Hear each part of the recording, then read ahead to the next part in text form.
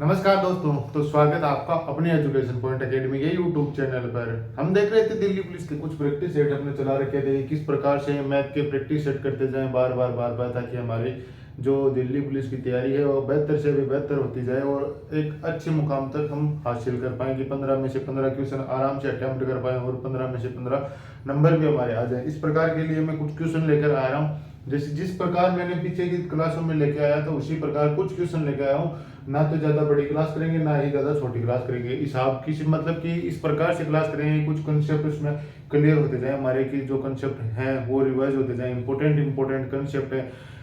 इस अर्थमेटिक की ज्यादा यूज कर रहा हूँ अभी तो, लेकिन आगे चलकर हम एडवांस के भी कर लेंगे। थोड़ा दो चार क्लास इस प्रकार लगेगी कि उसमें पूरे क्वेश्चन एडवांस के ले लेंगे। अभी पूरे जिस प्रकार अर्थमेटिक के चल रहे हैं, परसेंटेज के ले लिए, छूट का ले लिया और उन सबका जिस प्रकार से ले रहे हैं, नाव धारा सबका ले रहे हैं, टाइम एंड ब्रेक का, इस प्रकार से आगे चलकर हम इस प्रकार से ले लेंगे ताकि इस प्रकार के कोई ये नहीं रहेगी कोई टॉपिक हमारा छूट गया, और इस प्रकार से हम प्रैक्टिस करते जाएंगे।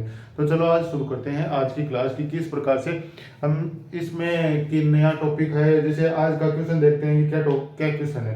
कि एक क्वेश्चन है, मैं भी बताता हूँ आपको, कि किसी वस्तु पर अंकित मूल्य, वही हम तो क्वेश्चन उसी प्रकार लिखेंगे जिस प्रकार का लिख रहे थे कि क्वेश्चन में पूरा बोल के बता दूंगा, लेकिन लिख देंगे यहाँ पे शॉर्ट रूप में। किसी कोई वस्तु है उसका अंकित मूल्य कितना है,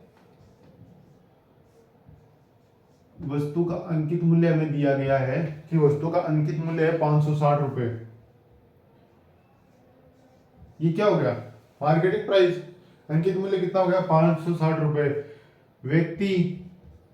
जो व्यक्ति एक दुकानदार है जो एक व्यक्ति किसी वस्तु का अंकित मूल्य 560 रुपए है, उसे व्यक्ति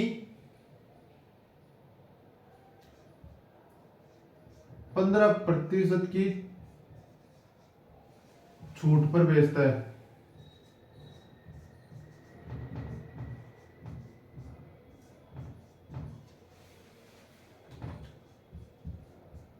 तो उसे 12% का लाभ होता है।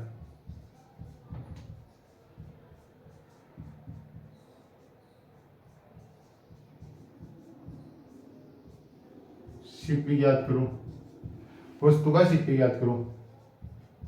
सीपी का आपको पता चल गया, क्रय मूल्य। सीपी का मतलब क्या हो गया, क्रय मूल्य ज्ञात करना है। अब क्या है, सीपी का मतलब है क्रय मूल्य। अब क्या दिया हुआ है कि 560 रुपए क्या है, उसकी मार्केट प्राइस है, मतलब उस पर अंकित मूल्य मार्केट प्राइस क्या दिखाई गई है, उस पर 560 रुपए। और सीपी का प्रॉफिट का मतलब क्या हो गया, प्रॉफिट कितने का, 12% का प्रॉफिट कमा रहा है 15% की छूट के साथ। मतलब ये क्या हो गया, 560 रुपए की कोई वस्तु है, उस पर 15% की तो उसने छूट दे दी, इसके बाद भी वह कितना कमा रहा है, 12% का प्रॉफिट कमा रहा है। मतलब क्या है कि 560 रुपए की कोई वस्तु है। अब इस पर पहले क्या है, जिस प्रकार से क्वेश्चन ने कहा उसी प्रकार हम चलेंगे, आराम से हो जाएगा, क्या कोई दिक्कत नहीं है। इसमें क्या है, 560 रुपए की कोई वस्तु, उसमें 15% की छूट देता है, तो 15% की छूट दिखा दो। इस पर कितना होगा 15% की छूट। 15% की छूट मतलब क्या होगा, 100 से 15 कम करना है। 100 से 15 कम करने पर कितना होगा, 85/100। ये कितना आ गया, 15% की छूट आ गई, मतलब 85% आ गया इसका टोटल। 560 का 85% की छूट हो गई। अब क्या दिया है कि 12% का उसे लाभ भी होता है, तो 12% का लाभ भी दिखा दो। क्या है, 12% का लाभ हो रहा है, मतलब क्या आ जाएगा, उसका क्रय मूल्य आ जाएगा 12% का। ये लाभ दिखा दिया, मतलब कि 100 रुपए वाली वस्तु के उसे 112 रुपए मिल रहे हैं, तभी तो लाभ हुआ। तो हमने 100/112 कर दिया। इसके बाद क्या होगा, इसके बाद ये क्या हो गया, 100 से 100 कैंसिल आउट हो गया। इसके बाद अभी ये और कर लो, सोल्व कर लो। 12 पंचो 60, 5 बार ये कैंसिल आउट हो गया। 85 गुना 5 आ गया, 85 गुना 5, 85 को 5 से गुना 5, 55, 25, 2 8 पंचे 40 और 2 42, 425 रुपए उसकी क्रय मूल्य था, सीपी था। हो गया होगा, क्या है उसका सीपी कितना था, 425 रुपए था। इसको इस प्रकार लिखा कि कोई वस्तु है उसको खरीद इतनी है। दुकानदार ने 425 रुपए में वस्तु को खरीदा, इसके बाद लाने पर उसके एमआरपी को हटाया, एमआरपी किसका रख दिया 560। इसके बाद वह ग्राहक को कह रहा है कि मैं तुझे 15% की छूट पर बेचता हूँ। जैसे कि कोई बुक लाते हैं हम, उसके पीछे कोई बुक के ऊपर प्रिंट होता है कि ये मार्केट प्राइस, एमआरपी लिखा होता है, मार्केट प्राइस लिखा हुआ है, जैसे कि ये लिख दिया 560 रुपए की पुस्तक है। दुकानदार के पास हम गए और उसने कहा कि ये लो 15% की छूट पर मैं आपको दे रहा हूँ।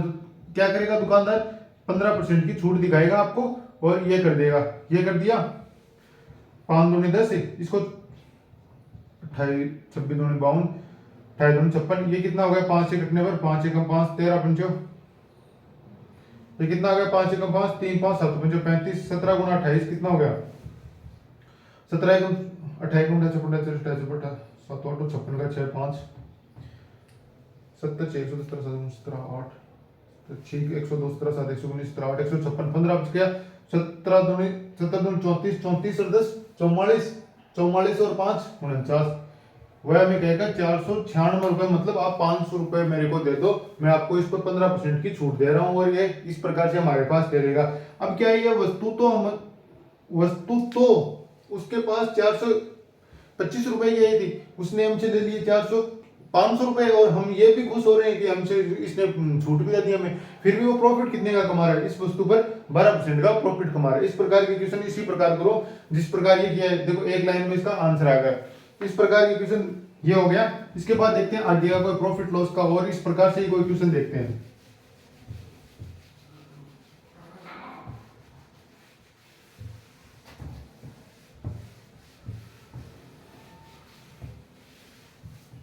अब आगे का क्वेश्चन क्या है, ये देखो, ये कितना शानदार क्वेश्चन है। देखो क्वेश्चन सभी एक से बढ़कर एक आएंगे। देखते हैं क्या है, ए की आई बी की आई से 5% अधिक है, सी की आई ए प्लस बी की आई से 70% का, मतलब सी की आई ज्ञात करो, सी की आई ज्ञात करो।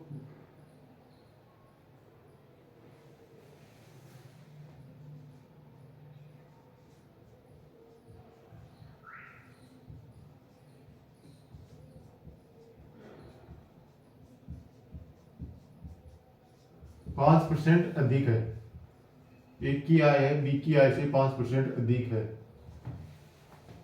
ए प्लस बी की आई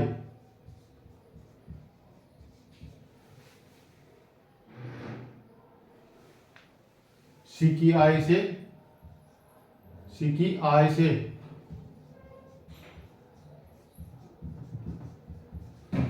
70% अधिक है।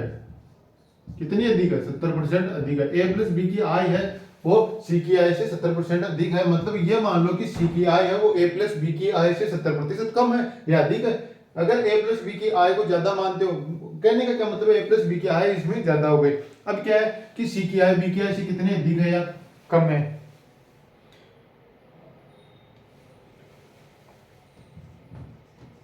सी की आई बी से कितना कम है या अधिक है, सी की आई बी से कितना कम या अधिक है।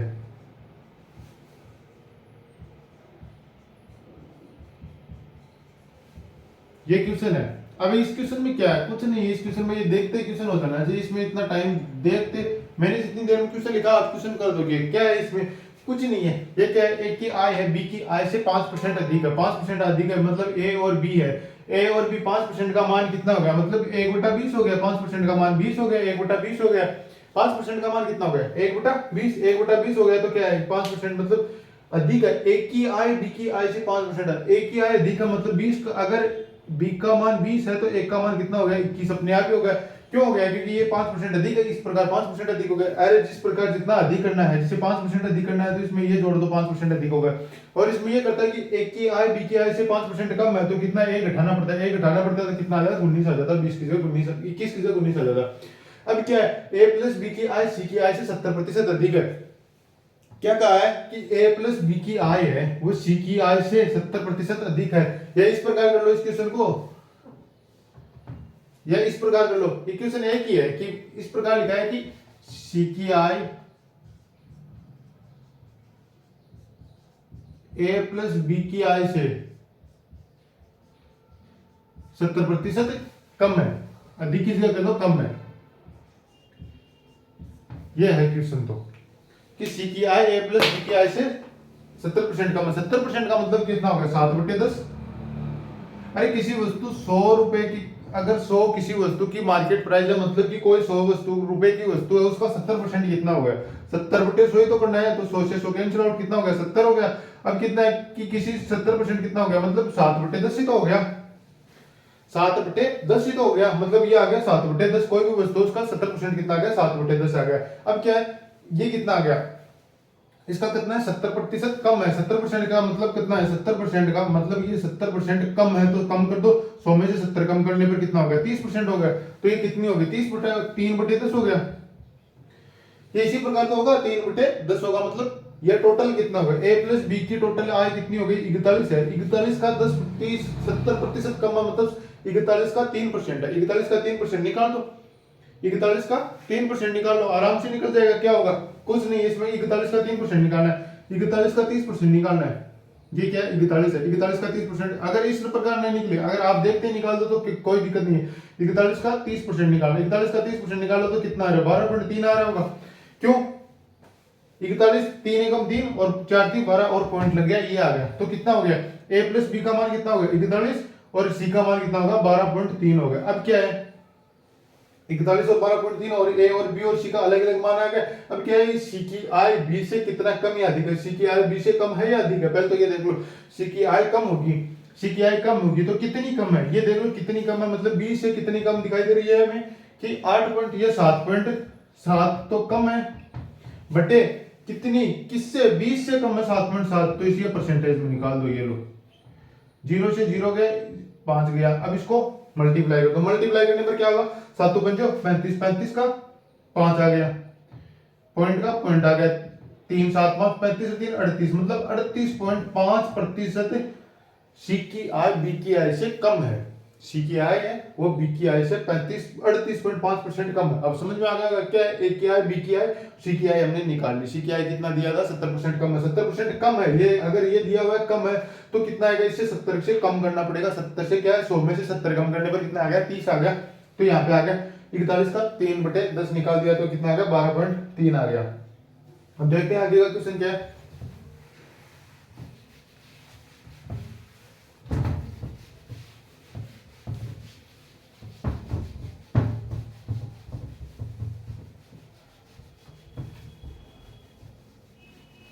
चलो आगे क्वेश्चन पे देखते हैं हम आगे क्वेश्चन क्या है। आगे क्वेश्चन है कि 4 अंकों की कोई संख्या है, 4 अंकों की कोई संख्या है, 4 अंकों की कोई संख्या है। जैसे कोई भी 4 अंकों की संख्या है जिसको विभाजित करें, 4 अंकों की बड़ी से बड़ी संख्या है। ये क्वेश्चन है कि 4 अंकों की बड़ी से बड़ी संख्या है, 4 अंकों की बड़ी से बड़ी संख्या,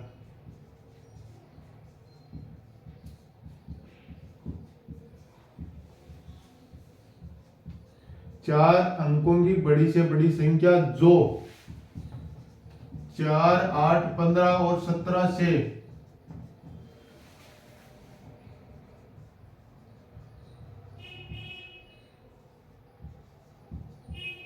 विभाजित करने पर 3 शेष हो। ये क्वेश्चन है कि 4 अंकों की कोई बड़ी से बड़ी संख्या है, 4 अंकों की कोई बड़ी से बड़ी संख्या है, तो जो 4 अंकों की बड़ी से बड़ी संख्या है जो 4 8 15 और 17 से विभाजित करने पर, उस संख्या को 17 से 15 से 4 से और 8 से विभाजित करने पर 3 हमेशा शेषफल बचता है। कोई किसी भी संख्या से आप इनमें से कर लो, उसमें 3 हमेशा शेषफल बचेगा। इसके बाद क्या पूछा है कि संख्या के अंकों का योग, क्या ये सीधा लिख दूं मैं अंकों का योग।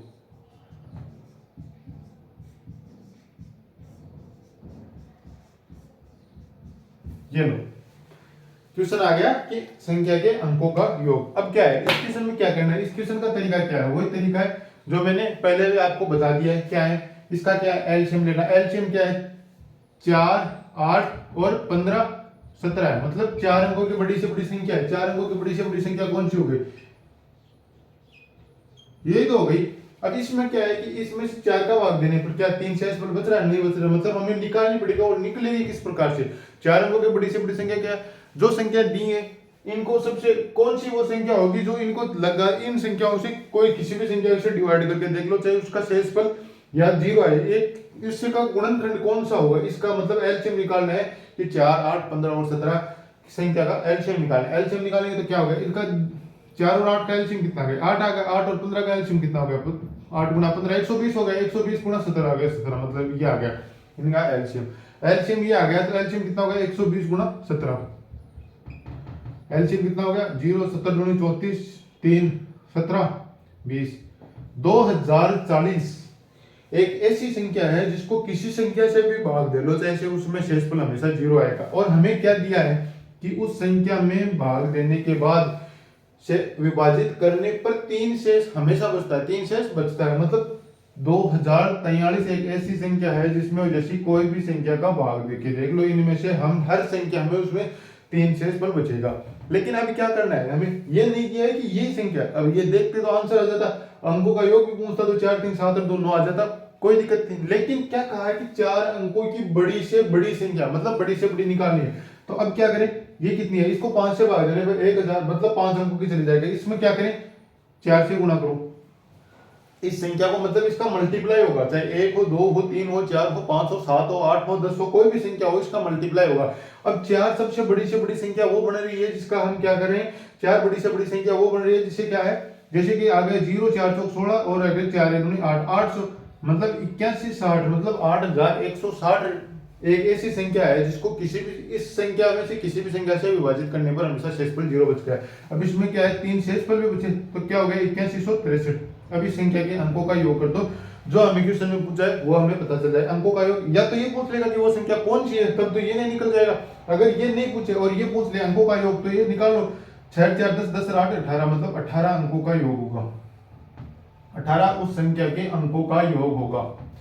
अब इसको एक दूसरा तरीका, अब आपको ये 999 का इसका क्या तरीका है, इसका तरीका ये है कि कोई भी संख्या हो, अब ये निकाल लिया हमने, ये निकाल लिया हमने तो 4 से गुणा कर लिया। अगर 4 से गुणा न करते, अगर पता चल गया हमें तो कि ये 4 से लगभग 4 या 5 से कैंसिल आउट हो, 4 या 5 से डिवाइड करने पर इतनी संख्या आ जाएगी। लेकिन ये संख्या हो, अगर हमने ये मान लिया 999 है, 9999 है, ये संख्या है। अब क्या है कि इससे विभाजित करो, 2040 से इसको विभाजित करो, 2040 से विभाजित कर दो, 2040 से विभाजित करने पर क्या आएगा, जो संख्या आएगी उसको घटा दो, आ जाएगा। इसको कितनी बार घटाएं, 2040 को कितनी बार गुणा करें कि ये आ जाए। अब ये कितनी बार, 4 बार करो, 4 बार करने पर कितना आएगा, 8160 आ गया, ये 8160 आ गया। 9 में से 9 3 1 कम 3 800,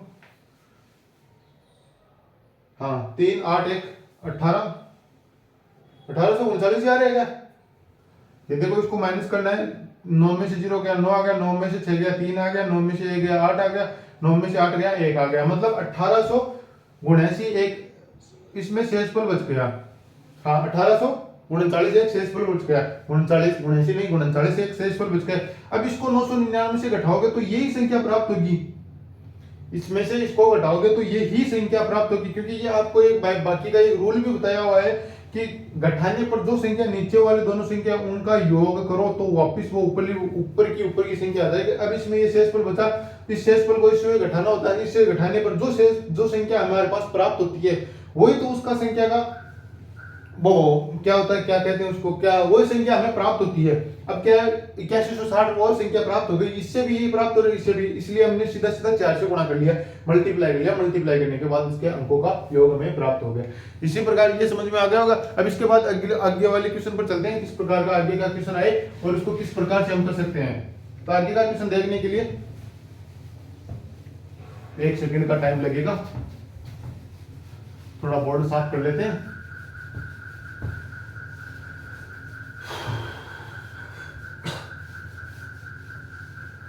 आगे क्वेश्चन क्या कह रहा है, ये देखो एक क्वेश्चन देखो, अब भी बता रहा हूं आपको कितना इजी सिंप्लीफिकेशन का एक क्वेश्चन आ रहा है। 222 माइनस बड़ा कोष्टक में क्या है, 1/3 का 1/3 का मंझला कोष्टक,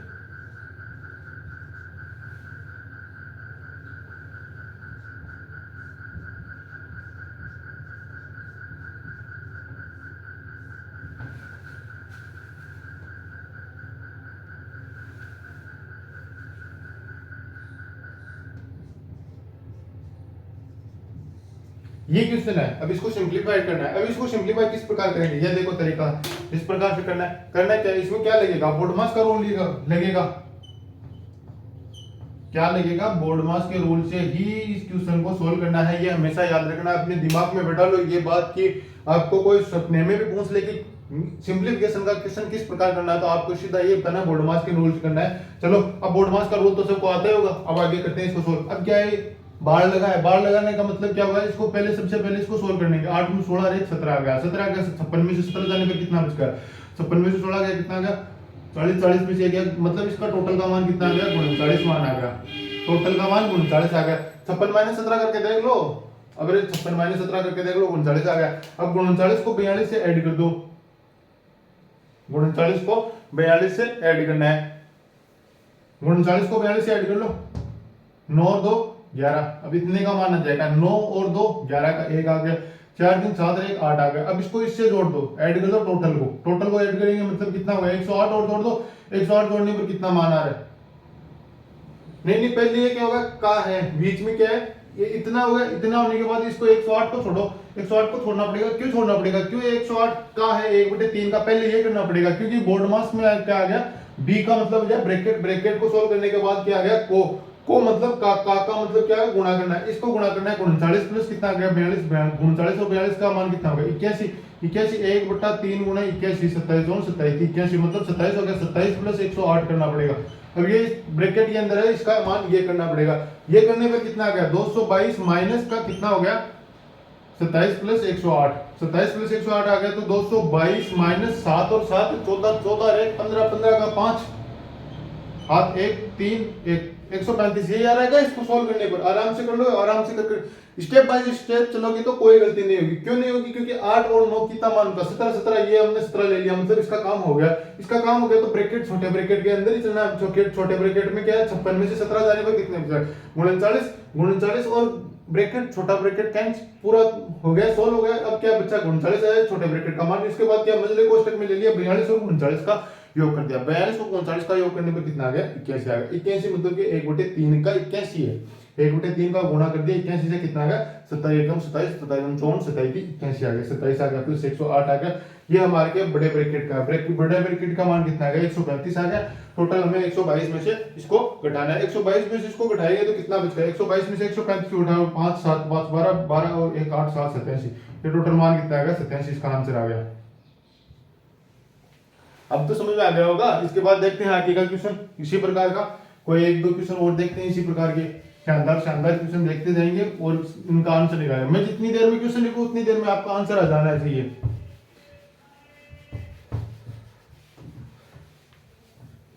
इसके बाद का क्वेश्चन क्या है कि एक कोई धनराशि है, कोई धनराशि है जैसे कि कोई भी एक धनराशि है कि 14,784 रुपए की धनराशि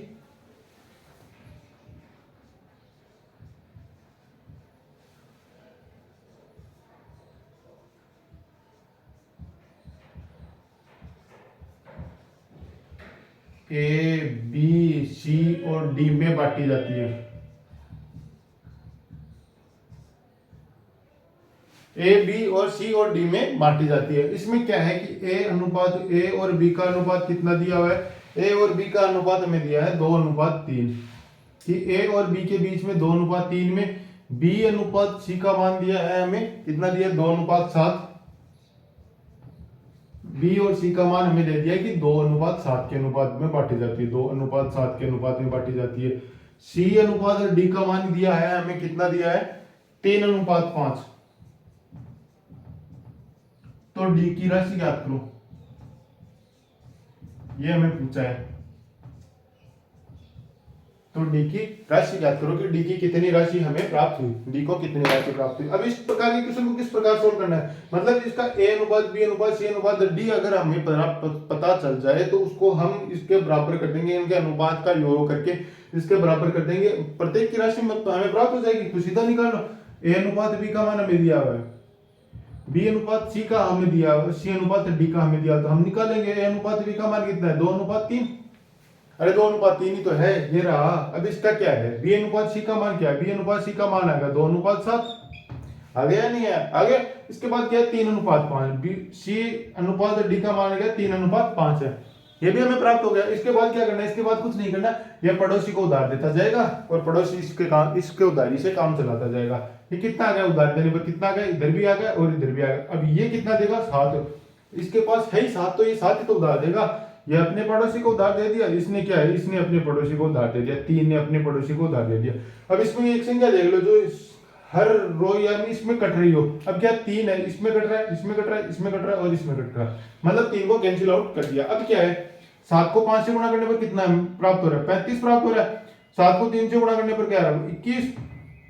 3 को 2 से गुणा करने पर 6 और 2 को 2 से गुणा करने पर 4, मतलब ये एक अनुपात हमें प्राप्त हो गया चारों का, ए अनुपात बी अनुपात सी अनुपात डी के अंदर एक अनुपात हमें प्राप्त हो गया। अब क्या अनुपात का योग करना पड़ेगा, ए अनुपात बी अनुपात सी अनुपात डी का हमें योग करेंगे। योग कर लो, क्या 6 4 10 10 10 21 31 31 और 35 66 हो गया। अब 66 हो गया तो क्या है, 66 का मान कितना दिया हुआ है हमें, 14,784, 14,784। अब हमें निकालना है डी की राशि निकालनी। अब देखो इसका एक तरीका होता तो, अब ये क्या है, डी की राशि निकाली, क्या 14,784 है, ये टोटल अमाउंट है। अरे एक इसको बांटने पर कितना आ रहा है, 66 आ रहा है, मतलब एक की राशि कितनी हो गई, ये हो गई। अरे एक जने की राशि क्या है, 66 को इधर से भाग में ले जाएंगे तो एक जने की राशि प्राप्त होगी। निकालना क्या है हमें, 35 की राशि निकालनी, 35 की राशि निकालनी है तो 35 की निकाल देंगे। अब क्या ये कैंसिल आउट तो हो रहा नहीं था, तो हम 66 से सीधा काटेंगे, 66 एकम 66, 66 दूनी 132, 66 दो 132, ये इधर लगा के देख लो, 147 84 है, 66 का भाग देके देख लो आराम से, या सीधा अगर इसको थोड़ा सोल्व करना चाहो तो ये देख लो 11 से कैंसिल आउट हो रहा है या नहीं हो रहा, 8 4 12 7 8 4 12, मतलब ये 11 से कैंसिल आउट हो रहा है। 11 से कैंसिल आउट करके देख लो पहले, सीधा 11 से कैंसिल आउट करो इसको, 11 से कैंसिल आउट करेगा ये कितनी बार गया, 66 को 11 से जा रहा है और ऊपर वाले में भी जा रहा है, तो क्या आ गया 6 आ गया, 6 आ गया तो 11 एकम 11, 3 बचा 11 3 33, 4 बचका 11 44 और 4 आ गए 11 44, ये आ गया 66 से कैंसिल आउट हो गया। अब 6 से करके देख लो, 6 से करोगे तो क्या होगा, 2 से तो हो रहा है, 3 से हो रहा है, नहीं हो रहा, 3 से हो रहा है, 3 4 4 8 9 10 11 12, 3 से ये 6 से कैंसिल आउट हो जाएगा पूरा का पूरा, 6 का भाग देके देख लो, 6 कम 6 6 दूनी 12, 1 आ गया, 6 दूनी 12, 2 आ गया 6 चौकी 24, मतलब 224 गुना 35 करने पर जो संख्या हमें प्राप्त, 224 गुना 35 करो, मतलब एक राशि का यहां से एक राशि का मान कितना हो गया, एक का मान कितना आ गया 224 हमें प्राप्त हो गया, एक का मान क्या हो गया 224 प्राप्त हो गया। 224 को 35 से गुणा करो, अब 35 से करो, ये यहाँ पे बी पूछा, अगर सी पूछ लेता तो क्या होता, 21 से गुणा करना पड़ता, ए पूछ लेता तो 4 से और बी पूछ लेता 6 से मल्टीप्लाई करते हैं, मल्टीप्लाई करने पर जो आंसर आता हमें वो हो जाता, 35 दूनी 70, 70 4 70 दूनी 140 0 14, 35 दूनी 70 70 80 और 4 84 का 4 8 8, 35 दूनी 70 8 78 40, मतलब ये इसका आंसर आ गया कि बी, यदि डी को जो राशि प्राप्त हो गई वो क्या है, 14,784 में से 7,840 रुपए एक के लिए डी को प्राप्त होगी। इस प्रकार से आराम से हम निकाल सकते हैं। इस प्रकार का अगर कोई क्वेश्चन हो, इसमें ये भी पूछ लेते हैं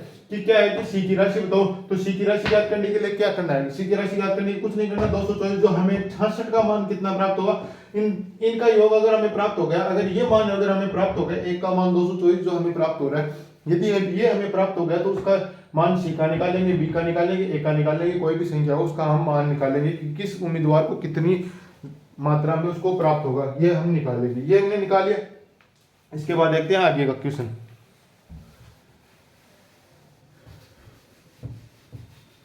आगे का क्वेश्चन देखने के लिए कुछ सेकंड वेट करें, बस 1 सेकंड लगती है बोर्ड साफ करने। हाँ देखते हैं आगे का क्वेश्चन। आगे का क्वेश्चन क्या है, आगे का क्वेश्चन ये है, ये देखो, ये शानदार क्वेश्चन है। क्या है कि राम ने 1470 रुपए में 49 केजी की 1470 रुपए में 49 केजी चीनी खरीदी। राम है, राम ने चीनी खरीदी, वह उसे 7 केजी विक्रय मूल्य पर बेच दिया, विक्रय मूल्य के लाभ पर बेच दिया, 7 केजी विक्रय मूल्य के लाभ पर बेच दिया।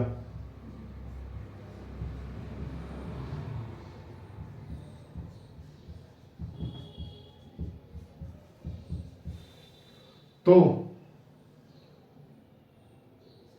सेलिंग प्राइस का मान बताओ, सेलिंग प्राइस का मान बताओ। मतलब कितने रुपए केजी में उसने बेची, कितने रुपए केजी में बेची उसने। ये क्वेश्चन है, क्या क्या कह रहा है क्वेश्चन में कि 1470 रुपए में राम ने 49 केजी राम ने खरीदी। बिल्कुल राम ने लिख दिया, राम ने 1470 रुपए में 49 केजी चीनी खरीदी। मतलब 49 केजी का मान कितना है, 49 केजी का कितने रुपए में खरीद रहा है, 1470 रुपए में। तो 1 केजी का मान कितना आएगा, 1 केजी को खरीदने के लिए उसका मान कितना आएगा, 1470 बटे 49 आ जाएगा। मतलब 1 केजी का मूल्य आ जाएगा 14, 4 × 12, 3, 7, 9, 0, 4 × 4, 3, 3 से गुणा करो इसको। हाँ ये हो रहा है ना, 3 से हो रहा है।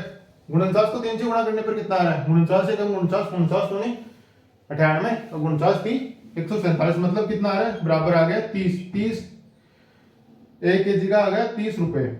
मतलब 1 केजी वस्तु खरीदने के लिए उसे 30 रुपए अदा करने पड़ रहे थे, तब जाकर 49 केजी खरीदने के लिए 1470 रुपए का उसका सामान। लेकिन उसने क्या किया, 7 केजी विक्रय मूल्य के लाभ पर बेच दी। मतलब 7 केजी, प्रॉफिट का फॉर्मूला क्या होता है, प्रॉफिट, प्रॉफिट का फॉर्मूला क्या होता है, प्रॉफिट क्या है, मतलब SP selling price minus CP. यही तो होता है कि मतलब जो बेची है उससे जितने में खरीदी है और जितने में बेची है, जितने में बेची है उसमें से खरीदने की वो घटा देंगे, जो प्राप्त होगा वही तो प्रॉफिट होगा।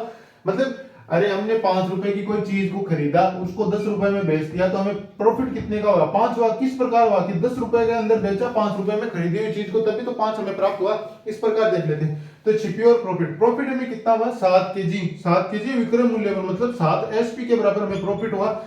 और एसपी हमने खरीदा कितना है, एसपी हमने बेची कितनी है, 49 केजी के टोटल का टोटल बेचा है, तो 49 केजी हमने 49 एसपी हमने बेचती कितने में से, 49 खरीदी भी कितने थी, 49 सीपी खरीदी और 49 एसपी को बेच दिया। अब क्या है, इसको चेंज कर लो, इसको ये आएगा 49 सीपी बराबर एसपी का मान इधर जाने पर कितना हो गया 42, ये प्लस का इधर गया माइनस का हो गया 42 का एसपी हो गया।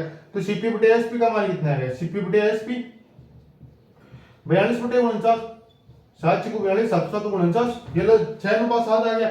सीपी अनुपात एसपी का मान कितना है, सीपी और एसपी का अनुपात कितना आ गया 6:7 आ गया, 6:7 आ गया। सीपी अनुपात एसपी, मतलब क्रय मूल्य और विक्रय मूल्य का मान कितना आ गया 6:7। 6 का मान हमें कितना दिया, क्रय मूल्य का कितने रुपए केजी है 30 है, गुणा 5 हो रहा है, मतलब कितना हो रहा है 30 रुपए केजी हो, तो इसको गुणा 5 करने पर कितना आ गया 35। मतलब कि 30 रुपए में खरीद कर उसने 1 केजी चीनी में 35 रुपए के अनुसार उसने बेच दिया। मतलब 1 केजी चीनी को उसने बेचने में 5 रुपए की बचत कर ली। 30 रुपए में वो लेके आया और 35 में उसने पूरी की पूरी चीनी बेच दी, 49 केजी की 49 केजी बेच दी, तो उसे प्राप्त हो गया लाभ। मतलब 7 केजी विक्रय मूल्य के बराबर उसे लाभ प्राप्त हो गया। अब देखते हैं आगे का क्वेश्चन, ये प्रॉफिट लॉस का हो गया एक क्वेश्चन और।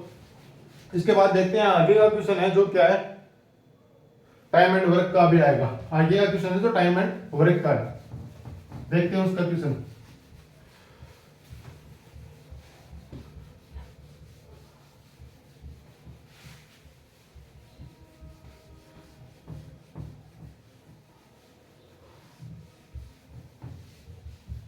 टाइम एंड वर्क की क्वेश्चन है, इसको शॉर्ट रूप में लिखता हूं, कोई दिक्कत तो नहीं। अगर आपको कोई दिक्कत ना हो तो क्वेश्चन को हम शॉर्ट रूप में लिख दें, क्योंकि यहाँ पे लिखने में जितना टाइम खराब हो रहा है उतने को अब मैं 2 बार आपको बोल के बता दूंगा क्वेश्चन को, और इसको यहाँ पे लिख दूंगा शॉर्ट रूप में। तो आप देखते हैं किस प्रकार है कि क्या है कि ए और बी किसी काम को 15 या 20 दिन में कर सकते हैं। क्या है, ए किसी काम को 15 दिन में करता है, बी उसी काम को 20 दिन में कर देता है। ए 15 दिन में करता है, बी उसी काम को 20 दिन में कर देता है। 6 दिन 7 काम करने के बाद वह काम को छोड़ देते हैं और शेष काम सी 3 दिन में कर देगा। 6 दिन काम किया,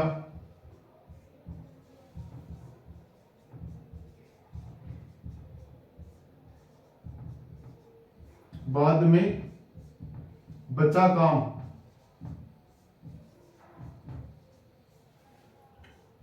सी ने 3 दिन में किया।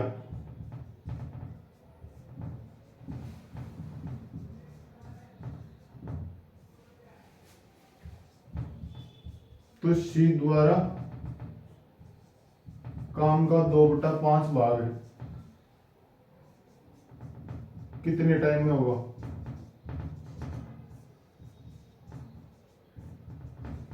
कितने दिन लगे, क्या कहा है कि ए 15 दिन में ए किसी काम को कर देता है और बी क्या है उसी काम को 20 दिन में कर देता है, उसी काम को 20 दिन में कर देता है। लेकिन क्या कहा है कि ये 6 दिन तो काम करते हैं, दोनों मिलकर काम करते हैं 6 दिन तक, 6 दिन तक। तो इसके बाद क्या है कि ए और बी में नाराजगी हो जाती है और उन्होंने काम छोड़ दिया, दोनों ने छोड़ दिया। बाद में आया सी, सी ने क्या किया कि जो बचा था काम उसको 3 दिन में ही कंप्लीट कर दिया। 3 दिन में कंप्लीट कर दिया तो क्या पूछा है हमें, 3 दिन में कंप्लीट कर दिया मतलब इसकी एफिशिएंसी निकालनी होगी। इसके बाद यह सी द्वारा 2/5 भाग टोटल काम का, सी द्वारा 2/5 भाग कितने दिन में होगा टोटल काम का, सी द्वारा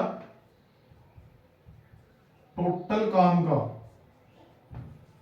सी द्वारा टोटल काम का 2/5 भाग कितने दिन में होगा। ये शॉर्ट रूप में लिख रहा हूँ इसलिए थोड़ा समझ में कम आ रहा है, इसका इस रूप में हो रहा है क्वेश्चन को टाइम बचाने के चक्कर में, बस ये एक तरीका है। अब क्या है ए और बी है, ए कितने दिन में कर रहा है 15 में, बी कितने दिन में कर रहा है 20 में, इसकी कितना आएगा एफिशिएंसी कितने आएगा मतलब 60 आ गया, दोनों कैंसिल आउट हो रहे हैं, 15 × 45 30 से हो नहीं रहा तो 40, 15 × 45 15 चौक 60 और 20 × 60 हो गया। मतलब इसकी दोनों की क्या हो रहा है कि दोनों ने एक दिन में कितना यूनिट काम किया, 60 यूनिट है, इसमें से एक दिन में कितना यूनिट काम किया 7 यूनिट काम किया। तो 7 क्या 6 दिन करे, एक दिन में 7 यूनिट कर रहे हैं तो 6 दिन में कितना होगा 42 यूनिट, टोटल में से 42 यूनिट उन्होंने काम कर दिया।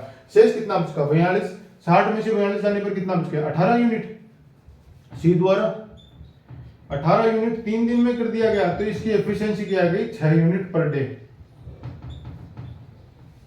6 यूनिट पर डे। मतलब ये यहाँ पे जो 4 यूनिट कर रहा है ये 6 यूनिट पर डे कर देगा। सी क्या है, सी कितना कर देगा 6 यूनिट पर डे का हिसाब से कर रहा है। अब क्या है कि 6 यूनिट पर डे के हिसाब से कर रहा है तो टोटल कितना है 60 काम है, टोटल यूनिट कितना है 60 यूनिट काम है, इसको 2/5 भाग निकालना है और एक दिन में कितना कर रहा है 6 यूनिट कर रहा है, 6 से 6 5 दूनी 10 मतलब 4 दिन में वह पूरा काम कर देगा, 4 दिन में 2/5 भाग पूरा कर देगा। अगर 2/5 भाग ना पूछा जाए तो अगर टोटल काम ही पूछा जाए टोटल काम कितने दिन में करेगा तो ये सीधा सीधा आ रहा है कि 10 दिन में टोटल काम कर देगा, 10 दिन में सी है वो अपना पूरा टोटल काम कर देगा। ये क्वेश्चन अब आपको समझ में आ गया होगा आराम से। क्यों नहीं आएगा, क्योंकि 2 और 4 और 3 मतलब ये एक दिन में 3 यूनिट करता है, ये 4 यूनिट करता है, दोनों मिला के 7 यूनिट करते हैं, 6 दिन तक करते हैं 42 यूनिट हो गया। 42 यूनिट कितना है 42 यूनिट सी का काम कितना है 60 में से 42 जाने पर कितना बच गया 18 यूनिट। 18 यूनिट कितने दिन में कर रहा है 3 दिन में कर रहा है, मतलब एक दिन का कितना हो गया 6 यूनिट पर डे के हिसाब से हो रहा है, 6 यूनिट पर डे के हिसाब से हो रहा है। तो 6 यूनिट पर डे के हिसाब से ये 6 आ गया मतलब क्या है 60 है, 60 यूनिट है टोटल काम, उसको 6 यूनिट पर डे के हिसाब से कर रहा है मतलब कितना हो गया 10 यूनिट पर 10 दिन में कंप्लीट कर देगा। लेकिन 10 दिन में क्यों किस प्रकार करेगा, अगर हमें ये पूछा कि 2/5 भाग 2/5 मतलब 2/5 से गुणा करना है और ये आ गया 4 दिन में पूरा कंप्लीट काम कर देगा। इसके बाद देखते हैं इसके आगे का क्वेश्चन, एक क्वेश्चन और आज लास्ट क्वेश्चन करवाता हूँ, बस इतना ही होगा आज।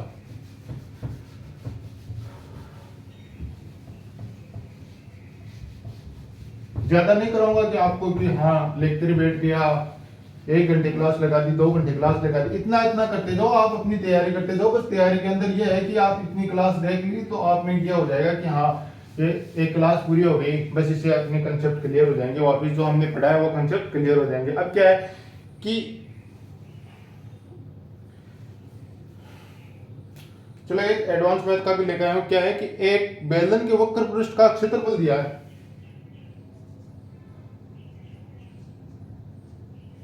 बेलन का वक्र पृष्ठ,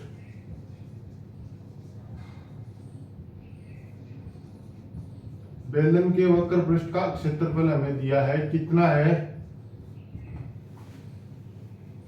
24-20 सेंटीमीटर स्क्वायर है, 24-20 सेंटीमीटर स्क्वायर। आधार की त्रिज्या, त्रिज्या कितनी है, आधार की त्रिज्या कितनी दी है हमें 13.4 सेंटीमीटर दी है, 15.4 15.4 सेंटीमीटर है। आयतन ज्ञात करो, आयतन में। अब देखो इस क्वेश्चन में क्या है, क्या है अगर आपको फॉर्मूला आ रहा है तब तो इस क्वेश्चन में कुछ दिक्कत नहीं आएगी। बेलन का वक्र पृष्ठ क्षेत्रफल कितना होता है 2πr(h)